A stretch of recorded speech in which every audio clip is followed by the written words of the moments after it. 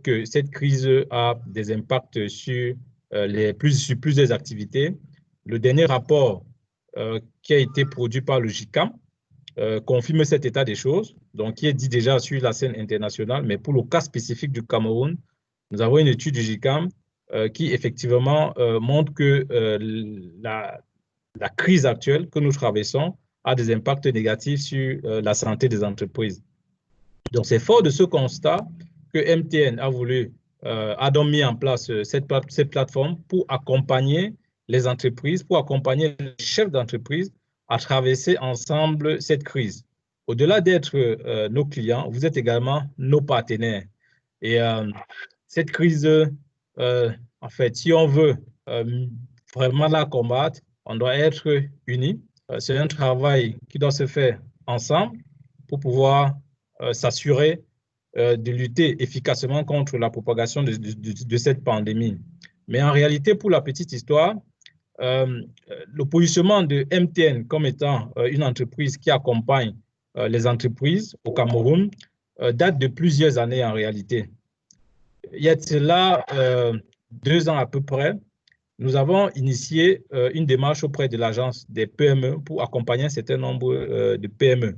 Et dans ce cadre, à peu près 1000 PME ont pu bénéficier des formations en management, en plusieurs spécialités dans le management, pour les accompagner à bien conduire leurs entreprises. Donc, au-delà de cet accompagnement qui était en fait la partie formation, MTN également a accompagné près de 1000 entreprises, 1000 PME notamment, en les dotant des outils efficaces pour piloter leur activité. Donc, c'est donc dans ce sillage, en fait, c'est dans ce cadre que ces masterclass s'inscrivent également. Donc, au-delà de la formation, c'est également de vous accompagner, d'être proche de vous fournir des outils efficaces pour vous accompagner pendant cette pandémie et pour rester beaucoup plus productif également. Donc, nous sommes aujourd'hui rendus à la 5e session de ces masterclass. Les premières masterclass, nous avons abordé notamment les questions de plan de confinement. On a présenté comment est-ce qu'il fallait monter un plan de confinement.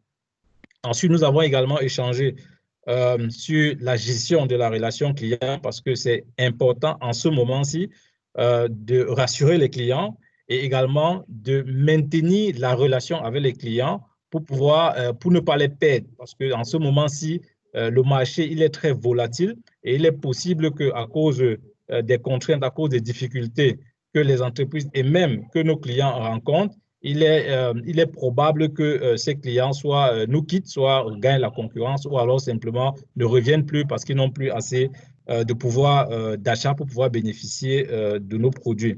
Ensuite également, nous avons abordé la question du mobile money de manière générale. L'idée globalement, c'était d'échanger autour de en quoi le mobile money peut constituer un outil pour freiner, pour lutter contre la propagation de la pandémie. Nous avons échangé dessus. Et donc, aujourd'hui, la masterclass d'aujourd'hui va consister à échanger sur la communication en temps de crise. Vous savez que c'est très important, la communication. Parfois, il y a beaucoup de malentendus, il y a beaucoup de problèmes qui surviennent simplement parce que la communication n'est pas bien passée, parce que la communication est absente. Que ce soit à la communication interne, que ce soit également la communication externe, il est bien de communiquer pour pouvoir gérer efficacement cette crise. Donc, nous aurons donc le plaisir de pouvoir échanger autour de ce sujet avec notre expert qui est Monsieur Melvin Akam. Pour la petite histoire, Melvin Akam, il est un expert en droit des affaires. Il a plus d'une dizaine d'années d'expérience dans le domaine du droit des affaires. Il est chez MTN Cameroun depuis plus d'une dizaine d'années où il occupe la fonction de directeur Regulatory and Corporate Affairs. Donc, c'est lui, en fait, qui aura la charge de conduire cette session d'échange. Mais également, nous savons que parmi vous, il y a également des experts dans le domaine de la communication, dans le domaine des droits des affaires, communication interne, que ce soit et la communication externe également. Donc, cette plateforme se veut une plateforme d'échange. Ce n'est pas une plateforme où vous avez un professeur académique et qui va essayer de donner des enseignements à des étudiants. Non. Voilà pourquoi cet échange sont labellisés des masterclass. Donc, c'est vraiment des échanges entre professionnels. Et donc, l'articulation de cette présentation va se faire en deux phases. Dans la première phase, M. Melvin Akam va faire sa présentation, va partager avec nous les bonnes pratiques en termes de communication des crises internes et externes. Et à la suite, à la fin de sa présentation, il y aura également une séance de questions-réponses. Vous aurez la possibilité de poser des questions, soit en live, donc vous pouvez activer la vidéo et le micro, poser votre question pour échanger, ou encore vous avez un outil chat qui vous permet, pendant que la présentation est déroulée, si vous avez une question qui vous vient en tête, vous pourrez aller dans l'outil chat, autant pour moi, et poser cette question. Vous avez également un outil au niveau de la barre qui est juste une petite main que vous voyez. En cliquant sur cette main, c'est de demander la parole. Donc, vous pouvez également demander une prise de parole simplement en cliquant sur ce bouton. Donc, je vous remercie. Nous sommes déjà une soixantaine connectés à cette masterclass. Donc, je ne vais pas être très long. Je vais passer la parole à M. Melvin Akam qui va démarrer la session de cet après-midi. Merci encore. Melvin, c'est à toi. Oui, bonjour Thierry et bonjour à tous. Merci d'être connectés, de donner un peu de votre temps pour nous écouter. Je voudrais tout d'abord commencer par m'excuser pour cette barbe affreuse qui n'est pas très loin de celle de Thierry, mais c'est une barbe contextuelle. Hein. Nous sommes confinés, nous sommes en crise sanitaire, une crise aiguë. Je crois que le ministre de la Santé disait il y a quelques jours que nous sommes dans une phase compliquée de cette crise. Donc, moi, j'ai peur de tout, sortir, aller chez le coiffeur et tout. Je respecte les mesures barrières. Je pense que chacun devrait en faire autant pour qu'on parvienne à vaincre cette crise. Donc, merci Thierry pour la présentation. Oui, tu fais bien d'évoquer mes connaissances comme tu as dit expert des affaires, mais je voudrais ici revendiquer mon appartenance à la grande famille de la communication qui est au Cameroun, parce que je justifie de près de 26 ans d'expérience dans les métiers de la communication, d'abord comme journaliste et depuis maintenant 13 ans au service de la communication institutionnelle de MTN Cameroun. MTN justement qui a eu l'idée de ces masterclass pour accompagner les entreprises dans la gestion de leurs activités en cette période de crise. C'est une excellente initiative de mon frère et ami Franck Gérard et toute son équipe de MTN Business que je remercie et que je félicite en même temps. Dans notre cas, pour notre session, j'ai cru comprendre, et tu viens de le dire Thierry, qu'il y a dans l'audience des professionnels qui ont une certaine expérience des métiers de la communication, donc je pense qu'il n'est pas approprié, il n'est pas indiqué de parler de masterclass. Il n'y a pas de classe, il n'y a pas de master non plus. Je viens juste, je suis heureux de partager avec l'audience mon approche de la communication de crise et partager quelques moments de la pratique de cette communication de crise et évidemment échanger avec l'audience. Donc le thème qui m'a été proposé, c'est communication interne et externe en situation de crise. Je l'aborderai en 4 étapes. La première étape, je vais définir ce que j'entends par crise. Ensuite, j'évoquerai le travail de préparation pour faire face à la crise parce que pour moi, la crise est un événement imprévu, mais paradoxalement, pour faire face à la crise, il faut être suffisamment bien préparé à faire face à un événement qui n'est pas prévu. Troisièmement, je parlerai de la gestion de crise en elle-même une fois que la crise est arrivée, comment est-ce qu'on la gère. Et en 4e lieu, j'aborderai des questions que les praticiens se posent au quotidien ou quand ils sont face à une crise. Donc, pour commencer par la crise, je ne sais pas si on peut avoir la présentation. Thierry, tu l'as ou c'est moi qui l'ai? Est-ce que je peux la partager? Oui, tu peux la partager. Bon, je sais pas ça. Sorry, je la cherche. Voilà. Je ne sais pas si vous la voyez. On voit la fin, hein? 121e page. Non, non, non, j'ai enlevé, c'est autre chose.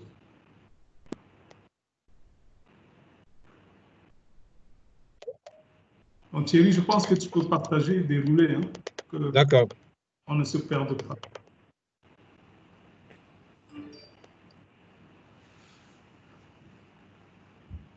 Donc, pour moi, on la voit. Qu'est-ce qu'une crise? Pour moi, qu'est-ce qu'une crise? Je voudrais retenir la définition qu'en a donnée Thierry Libert, qui est un expert français en communication des organisations. Pour lui, la crise est un événement inattendu et qui met en péril la réputation et le fonctionnement d'une organisation. Thierry, c'est juste la slide suivante. Je voudrais ici souligner deux mots, le mot imprévu et le mot impact, qui pour moi sont les critères pour identifier une crise. Il faudrait que l'événement qui survient n'ait pas été véritablement prévu. On peut s'y attendre, mais on ne sait pas quelle sera sa nature, quels seront ses contours. Par exemple, le Covid auquel nous faisons tous face aujourd'hui, vraiment personne n'avait prévu qu'on aurait un tel événement en 2020 ou fin 2019, mais on y est, il faut faire face. Paradoxalement, il faut être suffisamment préparé pour faire face à un tel événement. Et j'insiste sur ces deux mots, imprévu et impact, parce que je voudrais exclure du champ de la communication de crise la gestion des incidents. Pour un certain nombre d'entreprises aujourd'hui, la gestion des incidents fait partie pratiquement de la routine. On a pratiquement tous les jours des coupures d'électricité, des coupures d'eau, des coupures de la fibre optique. Dans notre cas, on a en moyenne, même si le consommateur final ne s'en rend pas compte au quotidien, mais la fibre optique qui nous est vendue, on enregistre en moyenne 2 incidents par jour. Est-ce qu'on peut ranger ces incidents dans la catégorie de crise? Je ne pense pas, c'est pour ça que je voudrais les exclure. Ils relèvent des incidents, ils relèvent de la gestion de la clientèle, parce qu'ils sont limités uniquement à la clientèle. Plusieurs parties prenantes n'interviennent pas. Par contre, quand ces événements prennent une ampleur importante, quand l'impact est grand, on peut parler de crise. Par exemple, une coupure d'électricité qui priverait les ménages d'énergie électrique dans tout le pays ou pendant toute une journée est une crise et demande à être traitée comme telle par l'entreprise. La coupure de la fibre optique que nous avons connue en début d'année avec la rupture du câble sous-marin en haute mer est une crise parce qu'elle a eu un impact énorme sur les communications dans le pays. Donc, j'insiste sur imprévu et impact pour me situer dans la crise et par conséquent dans la communication de crise. On peut distinguer évidemment les crises seront la cause. Il y en a qui sont internes, dont la cause est interne, il y en a dont la cause est externe. Les techniques de gestion de l'une et de l'autre peuvent être les mêmes, mais l'entreprise sera certainement mieux comprise lorsque la cause est exogène que lorsqu'elle est endogène. Traditionnellement, la crise peut avoir plusieurs origines aussi. Ça peut être une origine technique, un problème commercial, marketing, une grève, un problème juridique, un problème éthique, un problème politique même. Ça peut arriver pour une entreprise de se retrouver face à une telle crise. De façon traditionnelle, voilà les crises. Mais de plus en plus, avec le boom des réseaux sociaux, je crois que les entreprises sont aussi exposées au bad buzz. c'est pour moi même la plus grande menace, à mon avis, aujourd'hui pour les entreprises. Il y a plus de probabilités qu'on soit pris à partie sur les réseaux sociaux aujourd'hui que qu'on ait à faire face à un incendie, par exemple. Donc, je crois que le focus des organisations aujourd'hui, ça devrait être les réseaux sociaux où subitement l'entreprise se retrouve exposée aux critiques des clients, du grand public, sans intermédiaire, sans médiateur, sans filtre. Et parfois, on ne sait pas,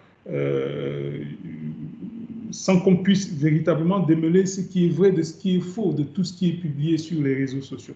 À mon sens, on ne peut aujourd'hui envisager la gestion de la communication de crise de manière efficace si on n'intègre pas de façon fondamentale les réseaux sociaux comme d'abord foyer de crise et ensuite comme canal de communication. À mon avis, donc, les entreprises et les organisations comme les nôtres doivent savoir se préparer à faire face au bad buzz, autant qu'elles doivent se préparer aux crises de type traditionnel que j'ai évoquées. Maintenant, comment se préparer à faire face à la crise? J'ai peut-être quelques recettes de mon expérience que je peux partager. La mère de recettes, c'est anticiper. Il faut savoir se préparer. La première chose à faire, à mon avis, ça peut aussi dépendre de la taille de l'organisation de l'entreprise, c'est de constituer une cellule de crise. Une cellule de crise dont le travail va consister à recenser les risques potentiels pour l'entreprise, essayer de définir des scénarios de crise et des ripostes éventuelles. Cette cellule de crise, à mon avis, doit posséder un état d'esprit ouvert et constructif et être capable d'imaginer, on va dire même l'inimaginable. Je pense que si les grands pays avaient pu imaginer l'inimaginable, on ferait mieux face au Covid aujourd'hui. C'est vrai que des gens comme certaines personnes ont prédit qu'on se retrouverait face à une telle crise, mais ces personnes n'avaient pas été prises au sérieux et par conséquent, les moyens qui devaient accompagner la préparation à faire face à une telle crise n'ont pas été pris. Également, dans la gestion de la crise elle-même, la cellule de crise sera importante parce qu'elle va décharger les personnes qui seront en première ligne de tout ce qui est travail de réflexion et de préparation. Dans le cas de MTN Cameroun, nous avons, avec notre département en charge du risque, une cellule de crise qui travaille de façon permanente et qui rend compte au comité de direction au moins une fois par mois. Je ne sais pas ce que ça pourrait être dans le cadre d'entreprises de taille moindre, mais il est important d'avoir une cellule qui réfléchisse à ces questions-là, d'avoir au moins une unité qui réfléchisse à ces questions-là. La deuxième chose à faire, la deuxième recette, à mon avis, c'est désigner et former des porte-paroles internes qui donc, lorsque la crise arrivera, même si on souhaite qu'elle n'arrive pas, devront prendre la parole au nom de l'entreprise et porter le message de l'entreprise. Ces porte-paroles ne sont pas nécessairement des communicants. Je pense qu'un ingénieur peut aussi être un porte-parole. Il suffit qu'ils reçoivent la formation appropriée dans la prise de parole, pouvoir dire en des mots simples ce qu'il peut concevoir techniquement. Il est peut-être même conseillé d'avoir des porte-paroles par métier. Et donc, si la crise intervient dans un domaine particulier, que ce soit les personnes en charge de ce domaine qui puissent porter la parole. Chez nous, à MTN, nous avons une spokesperson policy qui indique le directeur de la communication institutionnelle et le directeur général de l'entreprise comme étant les porte-parole de l'entreprise. Et en situation de crise, le porte-parole, c'est le directeur général lui-même. Maintenant, il va de soi que cette mission de porter la parole peut être déléguée en fonction de la cartographie des risques qui ont été identifiés par la cellule de crise. La troisième recette, dans l'anticipation, dans la phase de préparation, c'est anticiper les attentes des médias. Parce que quand la crise arrive, on est vraiment bousculé par les médias, les journalistes qui veulent avoir l'information. Donc, il faut se préparer. On a en amont et préparé un certain nombre d'outils. On a des fiches d'information sur l'entreprise. On a des messages décrivant l'entreprise. Les thèmes à risque, on les a abordés en cellule de crise. Donc, on est plus ou moins prêt à répondre aux questions, premières questions des journalistes. Il faut aussi disposer d'un carnet de contacts utile, des gens à joindre à tout moment, et des interlocuteurs prioritaires, des journalistes connus par l'entreprise, dont certains peuvent être gagnés à sa cause.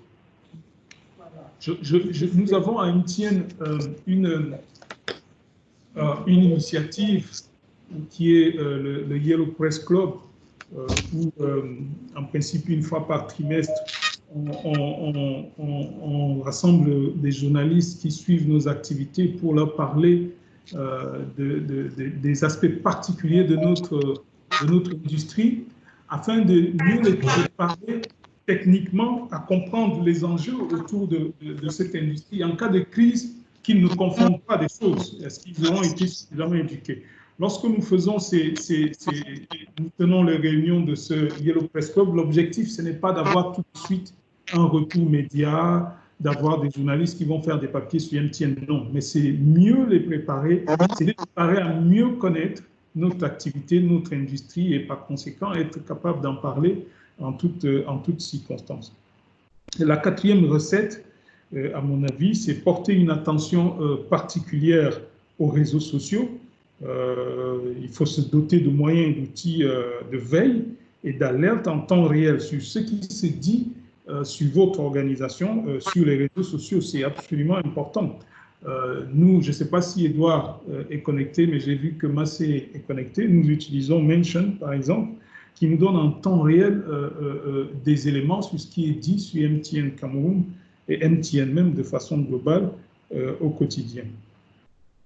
Évidemment, il faut tout en suivre les réseaux sociaux, c'est également contribuer régulièrement au forum de discussion pour être prêt, pour avoir une certaine légitimité sur ces forums, dans ces forums, au moment où on est appelé à prendre la parole en cas de crise.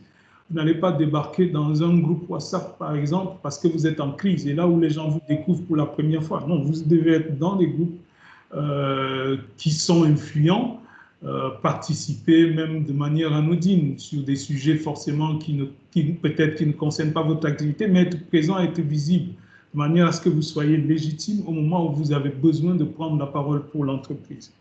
Ça, c'est la quatrième recette quand on veut se préparer à faire face à la crise. Maintenant, la crise arrive. On est dans la crise. C'est un moment de rupture important qui peut charrier des émotions fortes. Nous sommes passés par là à MTN à certaines occasions. Un matin, vous apprenez que votre directeur général et des collègues ont péri dans un crash. C'est un moment d'émotion très, très fort. Pour autant, vous devez continuer à porter la parole de l'entreprise parce que vous êtes en crise. Donc, il faut tout de suite surpasser ses émotions, garder son sang-froid et faire le travail de communicant. Tu peux passer à la slide suivante, Thierry. Et comme j'ai dit dans la slide, avant de pouvoir communiquer efficacement en temps de crise, il faut savoir déjà communiquer efficacement en temps normal. Et avant de savoir communiquer efficacement en temps normal, il faut savoir communiquer tout simplement. Ça veut dire pour l'entreprise, avoir une stratégie et un plan de communication, une équipe dédiée, des moyens à la disposition de l'équipe. Si on a cela, on peut faire face à tout besoin de communication, même en cas de crise. La crise ayant la particularité d'être une situation déstabilisante. Mais l'entreprise ne doit pas donner l'impression qu'elle est déstabilisée par la crise. La première recette que je pourrais donner ici, c'est analyser froidement la situation de crise. Analyser froidement la situation de crise, pour moi, c'est d'abord identifier la crise en elle-même. C'est un exercice au cours duquel la cellule de crise rassemble toutes les informations pouvant permettre de comprendre ce qui se passe avec le maximum de précision possible. Et je pose la question du bad buzz. Est-ce que toutes les informations négatives qui sont publiées sur l'entreprise ou sur l'organisation, sur les réseaux sociaux, doivent être considérées comme une crise? Je ne suis pas de cet avis. Je pense qu'il faudrait que deux éléments soient réunis pour qu'on parle véritablement de crise sur les réseaux sociaux en cas de bad buzz. Il faudrait d'abord que ce bad buzz soit le reflet du mécontentement du public à notre encontre. Ça, c'est le premier élément. Le deuxième élément, c'est, à mon avis, il faudrait que la crise ou le bad buzz soit arrivé au point où la chaîne de propagation de l'information arrive aux médias en ligne, que ce soit repris par des sites Internet, que ce soit repris par des blogs. Là, on est vraiment en face d'une crise et on doit réagir comme si on était en face d'une crise. Ensuite, il faut pouvoir identifier les publics concernés. C'est pas, tout le monde n'est pas forcément concerné par toutes les crises. Vraiment, ça dépend des situations. C'est pour ça qu'il faut faire cette analyse et voir quels sont les publics identifiés. Il peut y avoir le public interne. D'ailleurs, il est toujours concerné parce qu'il s'agit de l'image et de la réputation de l'entreprise. Mais il peut s'agir aussi des investisseurs, des fournisseurs, des partenaires de l'entreprise. Et il y a le public externe. Je prends par exemple le Covid, auquel nous sommes en train de faire face. Lorsqu'il a fallu communiquer là-dessus, ou bien gérer la crise en tant qu'MTN, nous avons considéré tous ces publics-là.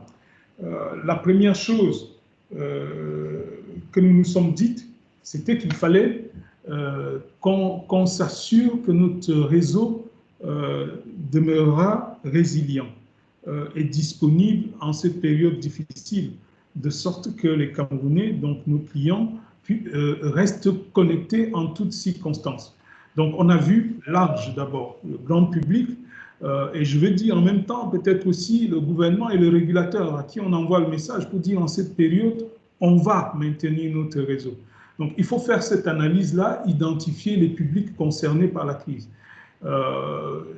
C'est un exercice important pour voir pour chacun des publics quels sont les risques auxquels ils sont exposés et quelle est la réponse que nous pouvons apporter pour les satisfaire face à ces risques. Tu peux avancer, Thierry?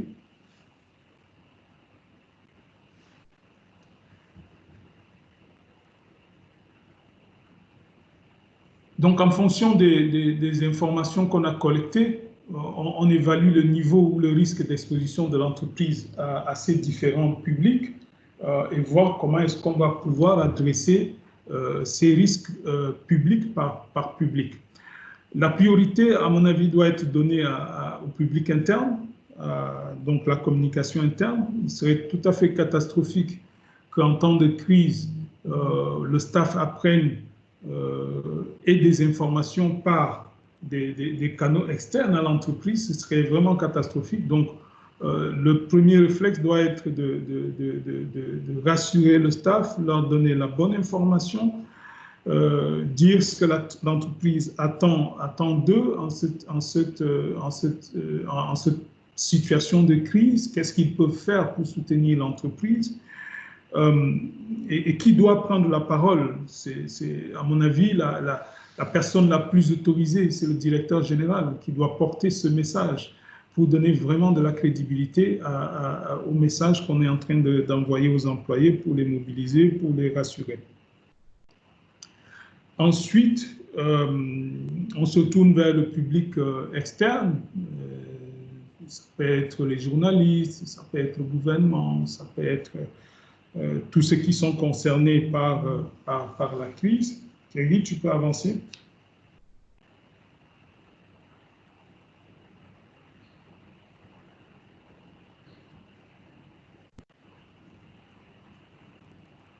Thierry, tu m'as abandonné là. Tout ce qui peut être concerné par la crise, et aussi pour leur donner toujours la bonne information, les rassurer au besoin si l'entreprise estime qu'il y a lieu de s'excuser, s'excuser. C'est ce que nous avons fait dans le cas de, je ne parle pas de s'excuser, hein, c'est-à-dire donner la bonne information, rassurer, c'est ce que nous avons fait dans le cadre de la gestion de la crise du Covid. Maintenant, quand j'ai dit tout ceci, je voudrais être... je suis conscient que les crises dépendent vraiment des situations. On ne peut pas avoir de recette miracle pour toutes les crises. C'est pour ça qu'on a besoin de cette analyse. Il y a des questions que les praticiens se posent. Lorsqu'une crise survient, par exemple, faut-il parler tout de suite ou faut-il garder le silence? C'est une question cruciale en début de crise. Si on garde le silence tout de suite, les gens peuvent penser que l'entreprise a des choses à cacher. J'aurais tendance à recommander qu'on prenne la parole tout de suite. Mais il y a des situations également où il est important de garder le silence, d'observer, de mieux comprendre. Et peut-être même de ne pas parler du tout pendant toute la crise, au grand public, je veux dire. Je vais citer un exemple récent que nous avons vécu, la crise de survie Cameroun. Nous avons été pris à partie sur les réseaux sociaux par cette association qui nous reprochait d'avoir fermé son compte. D'avoir fermé son compte chez nous. Est-ce qu'il était prudent?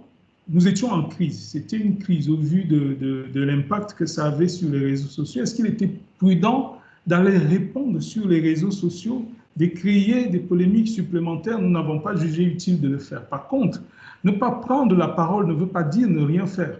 Ce que nous avons fait, ce que nous avions approché à l'époque, l'association, pour lui donner des éléments qui lui permettaient de mieux apprécier la situation. Et heureusement, et c'était le but que nous visions, l'association est elle-même venue sur les réseaux sociaux pour corriger la première communication qu'elle avait faite, et cela a retourné évidemment l'opinion en notre faveur.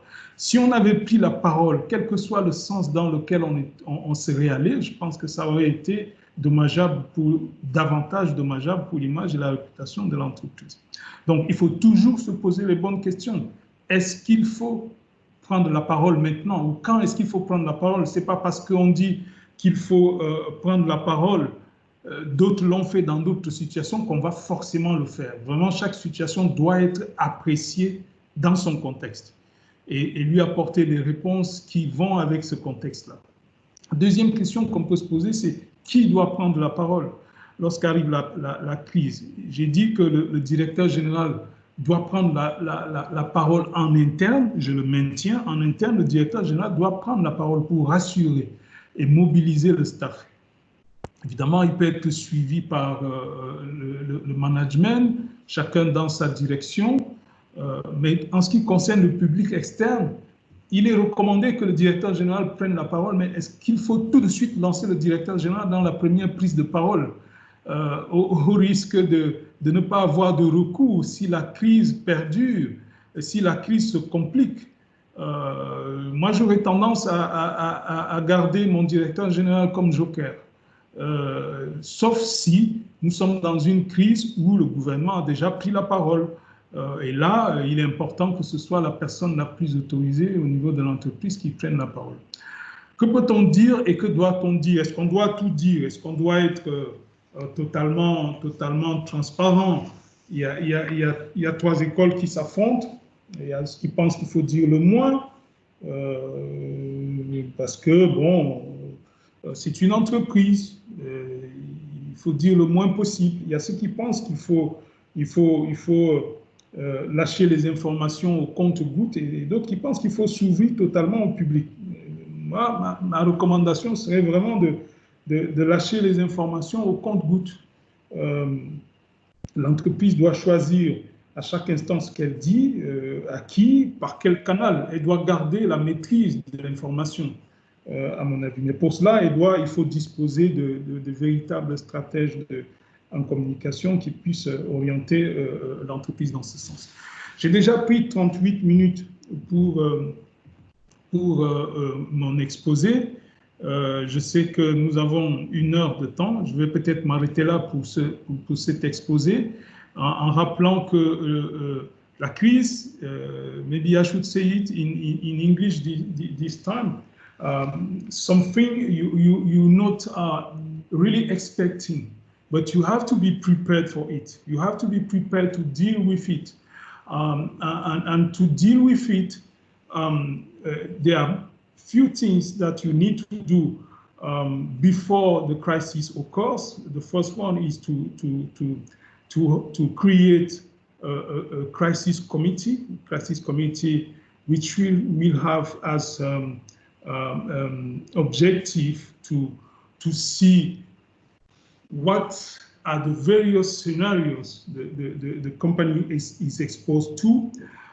You need to appoint a spokesperson for the company, appoint and train the spokesperson, and also you need to, in my opinion, you need to watch carefully what is being said on social network related to your organization, to your company. And when the crisis itself occurs,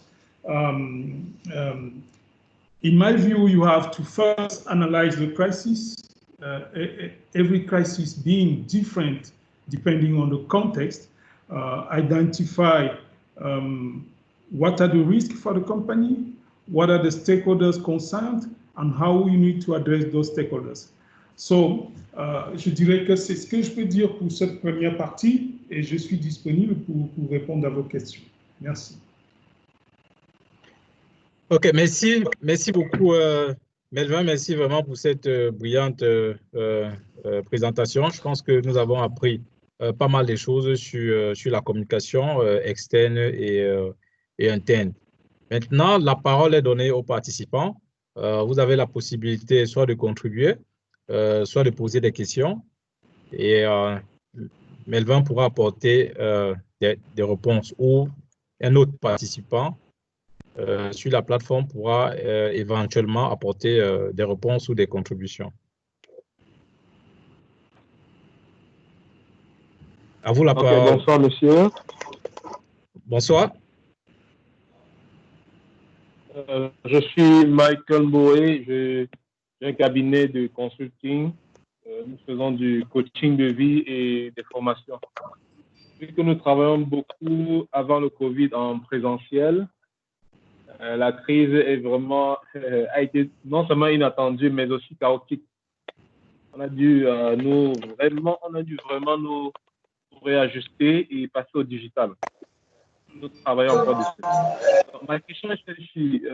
En temps de communication de crise, vous avez bien présenté qui doit parler, à quel moment, est-ce qu'on doit dire, est-ce qu'on doit s'exprimer ou non. Mais ma dernière question, c'est quels sont les canaux les plus optimums pour pouvoir mieux communiquer? Merci.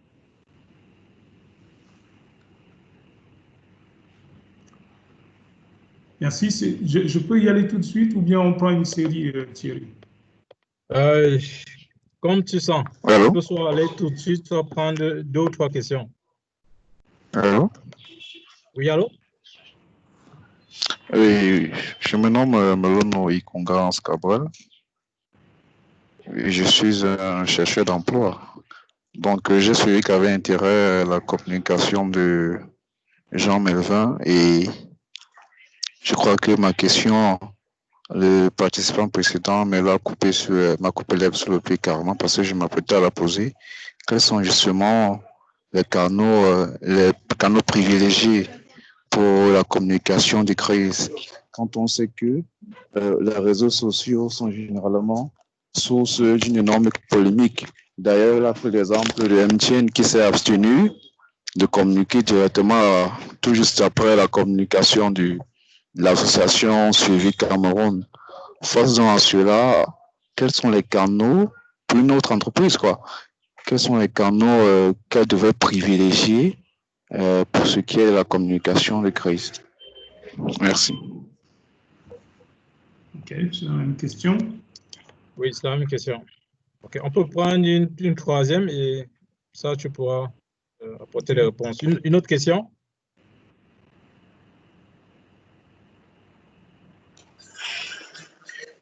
Bonsoir. Bonsoir. Oui, je suis Léolin Fonjo des complexes Santa Lucia. Alors, pendant la présentation de Melvin Nakam, il disait de lâcher les informations au compte-gouttes. Maintenant, je voudrais demander par rapport à ça, comment manager la fuite d'informations en interne lorsque certaines informations confidentielles lors d'une crise. OK. OK, merci. Melvin, donc là, nous avons trois questions, en fait, qui sont à peu près deux questions. Donc, la première question, c'est quels sont les canaux, appropriés pour communiquer en temps de crise. Et la deuxième question, c'est comment manager la fuite d'informations en interne. Je commencerai par les deux premières questions, c'est-à-dire quels sont les canaux appropriés. Il n'y a pas de canal précis. Je pense que ça dépend de la crise. Chaque crise peut, en analysant la situation, on définit sur quel canal on doit avoir le plus d'impact. Ici, on n'a pas besoin d'improviser. Il n'est pas possible d'improviser. La riposte, la stratégie doit être structurée, vraiment structurée. En commençant par qui prend la parole, quand est-ce qu'il faut prendre la parole, où est-ce qu'il faut prendre la parole, comme je l'ai dit. Moi, j'aurais tendance à privilégier l'écrit, parce que l'écrit ne donne pas lieu à interprétation si on est précis sur ce qu'on écrit. Donc, je privilégierai le communiqué de presse. Souvent, si la crise est née sur les réseaux sociaux, je peux aussi avoir un communiqué sur les réseaux sociaux, mais surtout, je dois éviter de me contredire sur les différents canaux que je vais utiliser. Je prends l'exemple de MTN. Je sais que les abonnés vont appeler mon call center pour avoir des informations sur la crise, quelle qu'elle soit.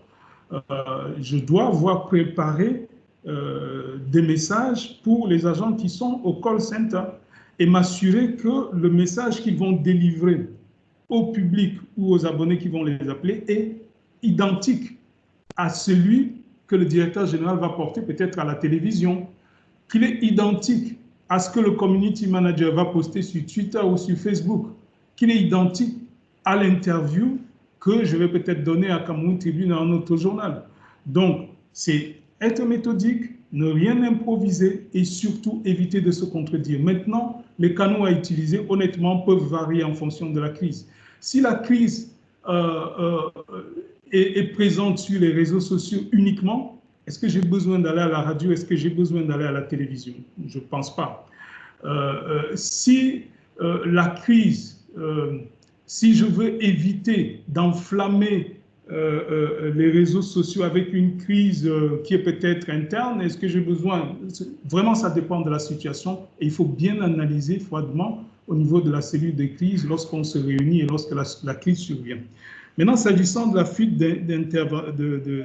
fuite d'informations, j'ai peut-être eu tort de parler de lâcher les informations au compte-gouttes. Ce que je voulais dire, c'est que l'entreprise doit rester, doit garder le contrôle de l'information. Elle doit garder le contrôle de l'information. Je suis conscient qu'en interne, évidemment, il peut y avoir des fuites.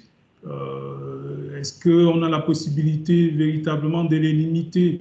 Oui, on compte sur la conscience professionnelle des staffs, des employés qui interviennent dans la crise, mais même les organisations les plus sérieuses, lorsque les informations fuitent, elles fuitent.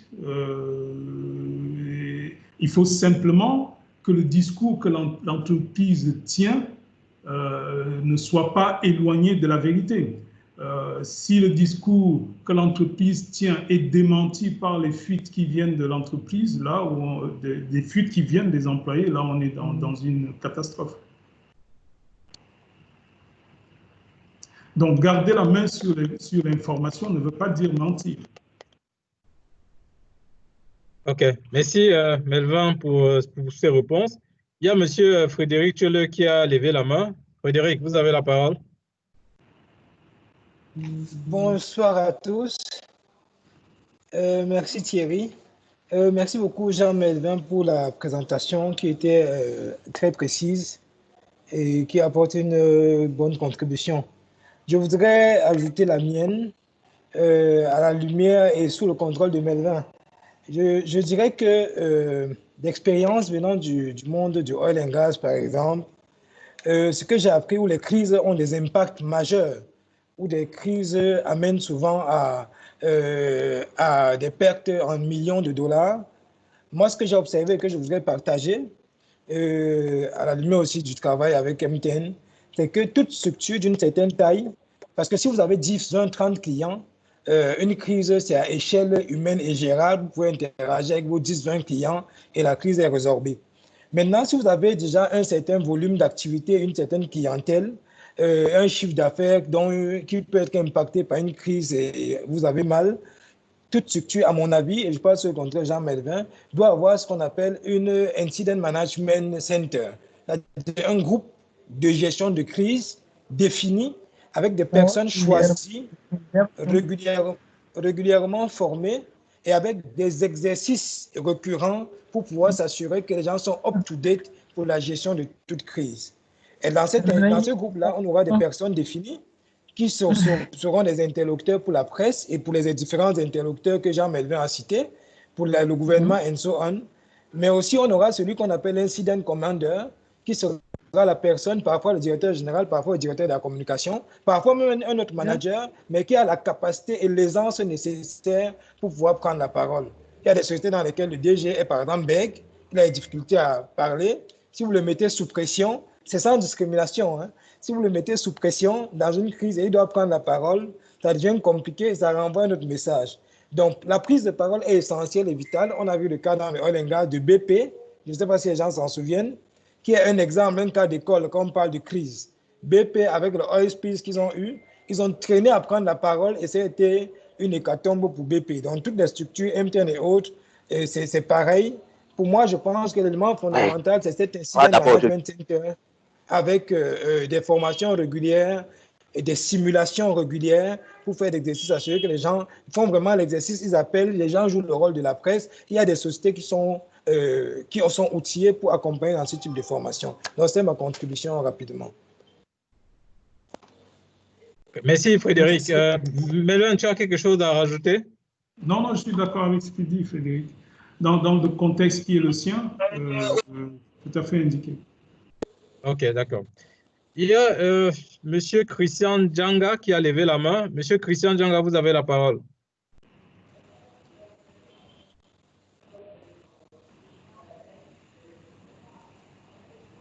M. Christian Djanga, s'il nous écoute. Allô? Vous me suivez? Oui, oui, nous vous suivons. Ok. Bonsoir Thierry, bonsoir Jean-Melvin et merci pour l'énoncé. Je suis à ma deuxième participation, dont j'ai pris le train en marche. J'espère qu'il y en aura d'autres et que je vais en profiter également encore. Bon, à la suite de l'exposé de Jean-Melvin, moi j'ai deux petites questions. La première déjà, c'est de savoir, au moment de la crise, il a dit qu'il faut s'annoncer à la fois en interne et en externe. Moi, ma préoccupation, c'est au niveau de l'interne. Comment susciter l'adhésion en interne? Comment se faire en sorte que le message qui est pris et qui va être transmis par le staff sera le même que celui qui sera relayé par ceux d'en bas, quoi, parce que c'est eux qui sont au front office. Donc, comment est-ce qu'on gère ça? On se rassure afin de se rassurer que c'est la même communication qui sera transmise, par exemple, par le directeur général et par l'employé lambda qui va sortir, qui va peut-être aller dans sa famille et tout. Est-ce que ça, c'est maîtrisable? Ça, c'est ma première préoccupation. Ma seconde préoccupation maintenant, c'est par rapport au bad buzz. On constate que les réseaux sociaux aujourd'hui ont une importance phénoménale en tout ce qui est gestion de communication. Déjà, je voudrais savoir leur poids. Aujourd'hui, est-ce qu'ils passent en premier, est-ce qu'ils passent en priorité, ou bien on les gère par rapport à une crise particulière? Ça, ce sont mes deux préoccupations. Merci beaucoup.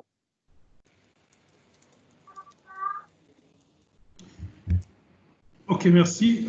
S'agissant du public interne, je pense que si les employés reçoivent du management l'information, ils ne devraient pas s'en écarter lorsqu'en tant qu'ambassadeur, ils prennent la parole dans des cadres précis. Je dois dire qu'en ce qui nous concerne, nous indiquons à nos employés, lorsqu'il y a une crise, qu'il y a une spokesperson policy qui interdit des prises de parole individuelles. Si un employé est interpellé par des médias, il doit revenir vers l'entreprise et les porte-parole de l'entreprise, même sur les réseaux sociaux. Nous déconseillons à nos employés de prendre la parole pour évoquer que ce soit les performances ou les problèmes de l'entreprise en public. Nous le déconseillons parce que le discours que l'entreprise, les messages que l'entreprise envoie doivent être cohérents. Ils ne doivent pas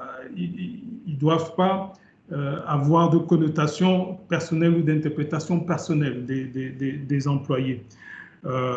Donc, nous pensons que s'ils reçoivent la bonne information et que s'ils sont interpellés dans le cadre privé ou familial, ils doivent répercuter l'information qu'ils ont reçue, qui doit être donc alignée sur le message de l'entreprise. Je ne dis pas seulement le message officiel, mais le message de l'entreprise. Je pense qu'il n'est pas loin de la vérité, qui est la vérité de l'entreprise. Ça, c'est en ce qui concerne la communication interne.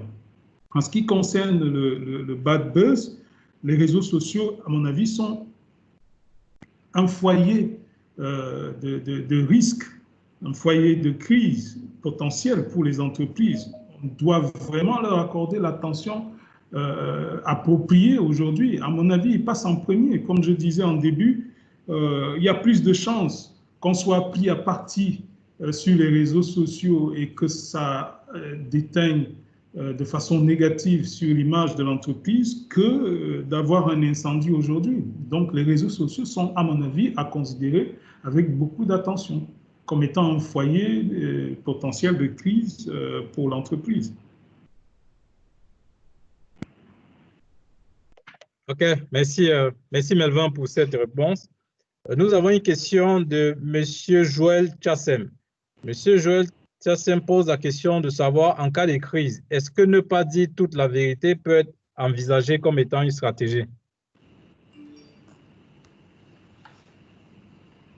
Non. Ça dépend de ce qu'on entend par toute la vérité. Ouais, bien évidemment. Jusqu'à quel point est-ce qu'on peut être transparent?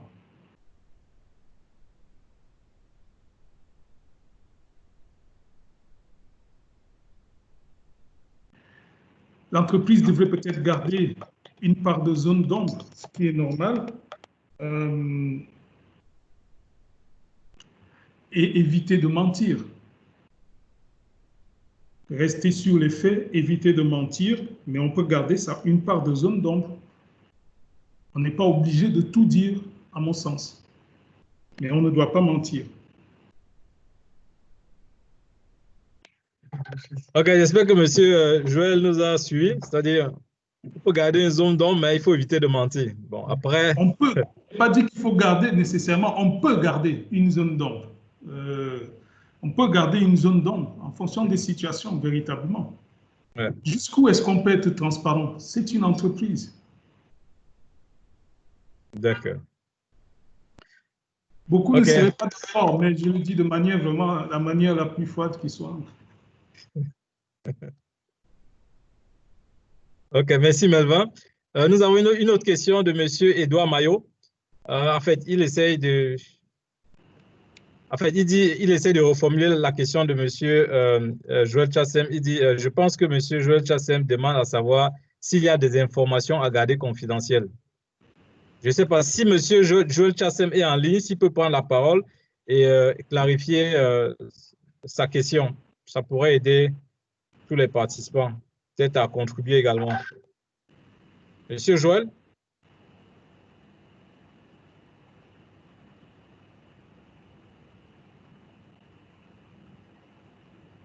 Non.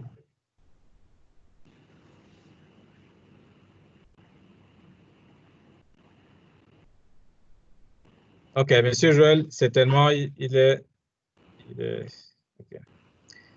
Est-ce qu'un autre participant souhaite prendre la parole pour interchanger, pour poser une question en live? Monsieur Bertin Enyege, oui, vous avez la parole. Bonsoir à tous.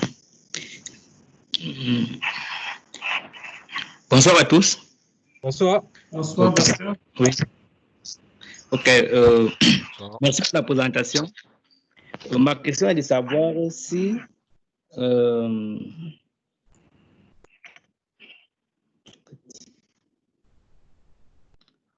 allô? On vous écoute, Bertin.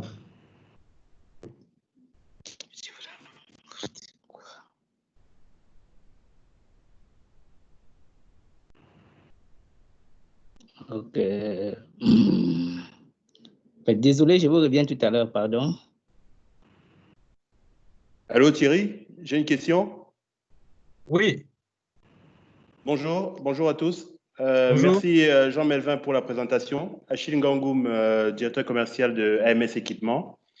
J'ai une question. Ma question, c'est de savoir, est-ce qu'il y a des outils ou comment mesurer l'efficacité de sa communication ou du moins comment contrôler sa communication au courant de la crise? Comment on mesure que la communication, le message qu'on transmet est véritablement compris tel qu'on le voudrait? Est-ce qu'il y a des outils qui permettent de contrôler ou de mesurer ça, que ce soit sur les réseaux sociaux ou que ce soit à travers des médias normaux, quoi, classiques? Oui, il y a des outils et ce sont les mêmes qu'en temps normal, sauf qu'on doit juste les renforcer en temps de crise. Sur les réseaux sociaux, tout à l'heure, j'ai fait allusion à Mention, qui est assez efficace à mon sens, puisqu'il vous renvoie tout ce qui est dit sur votre organisation ou sur votre entreprise en temps réel. Vous avez la possibilité de mesurer. Vous avez la possibilité également de voir dans quel sens les commentaires vont. Et ça vous permet également de réajuster votre riposte en conséquence. On a également le tracking des médias traditionnels qui doit aussi être intensifié en cette période de crise, et c'est le rôle aussi de la cellule de crise de faire ce tracking-là, même si on peut s'associer les services d'une agence en cette période de crise pour le faire. Je ne sais pas si je réponds à votre question.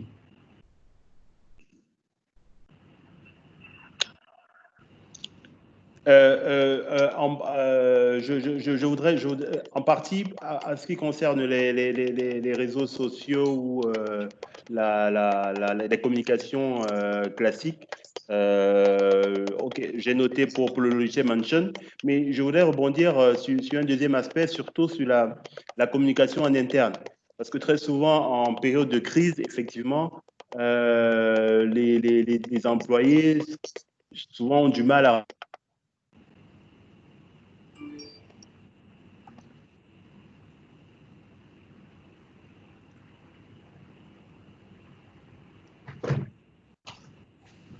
Elva? Oui, on l'a perdu un peu.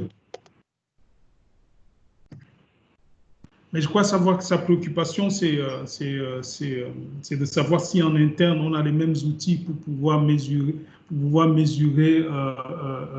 l'impact de nos communications sur le public interne. Oui, on peut mener des surveys, par exemple, sur les messages qui ont été envoyés, voir si les employés ont compris, s'ils partagent le message. Quand je dis partager, c'est-à-dire être d'accord ou pas avec le message tel qu'il a été envoyé. D'abord, même s'ils ont été exposés au message, s'ils l'ont lu, il y a des outils, oui, évidemment, et le survey en fait partie. Sur cette crise Covid, au niveau de MTN Cameroun, nous avons réalisé près de 6 surveys déjà, pour savoir si le staff était suffisamment exposé aux messages de sensibilisation qui ont été envoyés par le management, si le staff a compris ces messages, si le staff est en train d'appliquer les messages, c'est-à-dire il les a acceptés, il a accepté les messages. Ces outils-là peuvent servir également dans d'autres entreprises, je pense, le survey. Je ne Je ne sais pas s'il y en a d'autres. Je serais heureux d'apprendre aussi.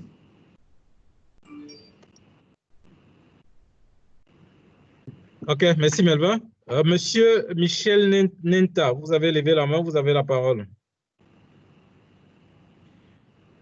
Oui, bonjour à l'audience. Je m'appelle Monsieur Nenta Michel. Ma question s'adresse justement à Melvin.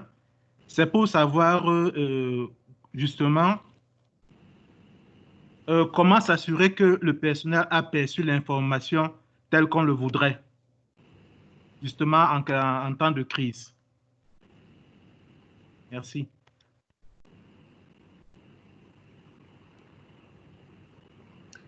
Je crois que je viens de répondre. Je n'ai pas d'autre outil que le survey, qui est la possibilité de donner au staff de donner, qui est la possibilité laissée au staff de donner un feedback sur les messages qui ont été envoyés par l'entreprise. Maintenant, dans un survey, il y a des types de questions qu'on peut poser en fonction de ce qu'on veut obtenir comme appréciation. Je ne sais pas, je le dis honnêtement, je ne sais pas s'il y a d'autres outils. C'est vrai que sur une période, on peut évaluer, voir si l'attitude du staff a évolué par rapport aux problèmes auxquels on était exposé, mais dans l'immédiat, je n'ai pas d'autre outil que le survey.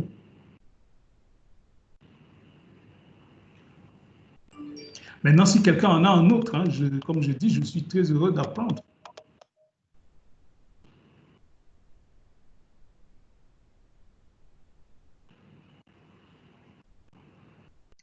OK, finalement, merci Melvin déjà pour cette réponse. Et comme Melvin l'a si bien dit, c'est une plateforme d'échange entre professionnels, entre experts. Si vous avez des contributions, n'hésitez pas à contribuer. Je pense que la première contribution est celle de Jean Lebel. Jean Lebel dit qu'il est parfaitement d'accord avec Melvin sur le fait que tout le monde ne peut pas communiquer en externe et en interne en temps de crise, mais qu'il est bien de mandater certaines personnes à qui qu'on va donner le cutus pour pouvoir le communiquer. Par contre, il relève le fait que l'omnicanalité, autant pour moi, de la communication des crises est de mise. Donc, les mêmes informations doivent être les mêmes, quel que soit le type de canaux utilisé. Je pense que Melvin l'a également précisé lors de sa présentation qu'il faudrait effectivement se rassurer que les informations qui sont véhiculées via les réseaux sociaux sont les mêmes qui sont véhiculées via la radio, via la télévision, et également via la presse. Finalement, M. Bertin Enyege nous est revenu. Il a plutôt écrit sa question, Melvin. Il dit s'il faut faire recours aux influenceurs web pour mieux communiquer sur les réseaux sociaux en temps de crise. Donc, sa question, c'est de savoir si est-ce qu'on doit mobiliser, s'il est possible, ou alors s'il est conseillé de mobiliser des influenceurs web pour pouvoir gérer la communication des crises pour une marque. C'est possible, il y a des gens qui le font, mais moi, je ne le ferai pas. Ça dépend de la confiance qu'on a en amont. Je préférerais que le message de l'entreprise soit porté par l'entreprise elle-même et de façon tout à fait visible et transparente. OK. Merci beaucoup. Je pense que sur cette dernière question, nous allons nous arrêter parce que nous savons votre temps très précieux. Nous avons débordé déjà de 6 minutes. Donc, je vous dis merci. Merci une fois de plus d'avoir pris de votre temps pour partager, pour échanger avec nous sur cette question de communication des crises. Je vais passer la parole à Melvin s'il a des conseils, s'il a un dernier mot à dire. Si j'ai un dernier mot à dire, juste dire merci pour cette opportunité qui m'a été donnée de partager la pratique qui est la mienne de la communication en temps de crise. Je ne pense pas m'être positionné comme un expert, mais comme un praticien. Je suis, comme je l'ai dit au début, au service de la communication institutionnelle de MTN depuis 13 ans. Et Dieu seul sait que nous faisons face régulièrement à des crises. Nous sommes particulièrement exposés sur les réseaux sociaux. Donc, ce que j'ai voulu partager avec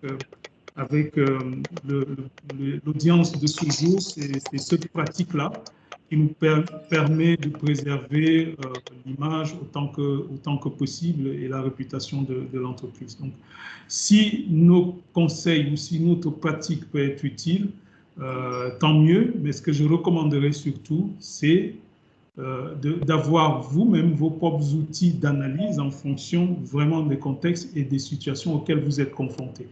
Mon avis est qu'il n'y a pas de recette miracle dans la gestion de la crise, dans la gestion de la communication de crise. Il n'y a pas de recette miracle. On peut avoir une boîte à outils, mais elle doit être vraiment adaptée à chaque situation, à chaque contexte. Merci. OK, merci Melvin. Merci une fois de plus. Je vais saisir l'opportunité pour annoncer la prochaine masterclass. Donc, la prochaine masterclass sera articulée par notre directeur général. Elle va concerner notamment la question sur la gestion des activités au sein d'une entreprise, donc le management général, le management global d'une entreprise en temps de crise. Donc, nous vous invitons à vous inscrire à travers des différentes plateformes sur lesquelles nous allons pousser cette communication afin de pouvoir être sélectionné, identifié pour pouvoir participer à cette masterclass. Donc, pour la première fois, cette masterclass ne sera pas ouverte à tout le public, mais en fait, on va qualifier un public, quoi. Donc, il est important, plus tôt vous vous enregistrez, plus tôt vous aurez la chance de participer à la masterclass de la semaine prochaine. Donc, sur ce, une fois de plus, je vous dis merci. Je vous souhaite plein de choses, plein de bonnes choses. Restez en santé, prenez soin de vous et prenez soin de vos familles. Merci et bonne fin de soirée. Merci. Merci. Merci Thierry, à bientôt. Merci, au revoir. Merci, au revoir. Merci. Merci, Merci, au revoir. Bonne soirée. Merci Jean, merci Thierry. Bonne soirée, Melvin. Merci, au revoir. Merci, Melvin. Merci.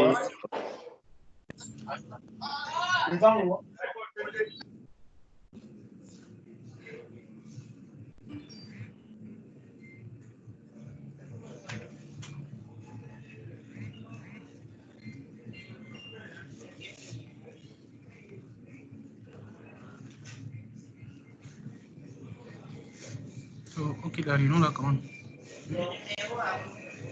Vous enregistrez bien.